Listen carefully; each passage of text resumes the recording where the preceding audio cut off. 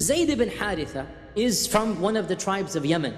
Zayd's mother and Zayd's father were from two different tribes, from the Yemeni tribes, okay? And these two tribes had a love-hate relationship. Sometimes they're good, sometimes they're bad. One day, Zayd's mother took Zayd, her name was Su'da, took Zayd to her own tribe. And it so happened that a small skirmish broke out right at that time between her husband's tribe and her tribe, okay? So Zayd's extended relatives, some distant uncles and whatnot, they got so angry that they did something very cruel. They took this child, 7, 8 years old, they kidnapped him from his own mother, and even though she's a part of their own tribe, but because in Jahiliyyah and even in Islam, the son belongs to the father, and the son takes the lineage of the father. So to get revenge at that tribe, they actually, astaghfirullah, stole one of their own sisters, relatively speaking, sisters' children, and that is Zayd, and they kidnapped him, obviously without the knowledge of his mother, and they sold him into slavery.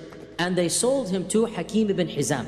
And Hakim ibn Hizam is, of course, the nephew of Khadija. And Khadija had given Hakim money and said, go find a young slave for me, I need a servant at home. And so he becomes Khadija's servant. When Khadija marries the Prophet ﷺ, Khadija gifted this servant to the Prophet Muhammad ﷺ. This is way before Islam. Zayd's father is frantically looking for his son, and it so happened that during one of the Hajj seasons, again this all in the days of Jahiliyyah, somebody from that part of the world in Yemen saw Zayd and recognized that his looks are from the tribe of Zayd's father. By asking him some questions, they realized this is Zayd. This is the boy that his father is frantically looking for him. And so when they returned from Hajj, they told Zayd's father, we think we found your son. So the father is overjoyed. He gathers all of the money he possesses. He gets as much money as possible. And the father and the brother, he goes with his brother, they travel to Mecca instantaneously. As soon as they get him out, they travel to Mecca. And so he goes and he approaches the Prophet ﷺ and he said, Ya Muhammad ibn Abdul Muttalib, he ascribes him to his grandfather.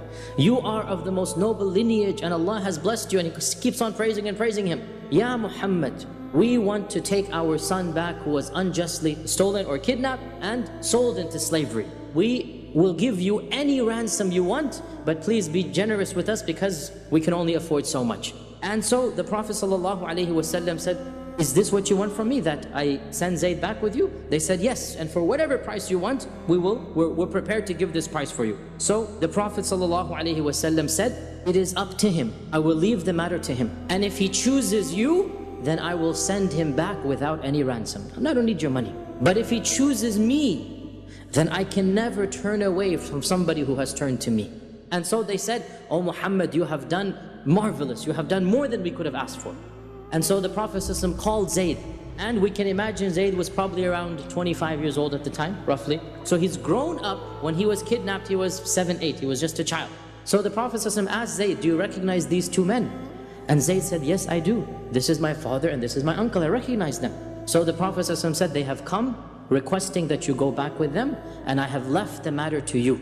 If you want, you may go back with your father and your uncle, and if you want, you may remain with me. Instantaneously, Zayd says, I can never choose anyone over you, for you are to me more than a father and an uncle combined. SubhanAllah. Zayd's father stood up and he says, Haritha, and he says, oh Zayd, have you gone crazy? Have you gone mad? You will choose to be a slave in a strange land, and you refuse to come back with your own father to your own tribe? And Zayd remarks for him, yes, I have made my choice. I know what I have said, and I have seen from this man that which I cannot choose anyone over him. And when Zayd said this, the Prophet ﷺ stood up, took him by the hand, and went to this hijr that we just talked about, the open part of the Kaaba, and he stood there and he made an announcement. That's where he made the announcements. And he said, O people of Mecca, I want you all to testify that from now on, Zayd is a free man and I have adopted him as my son.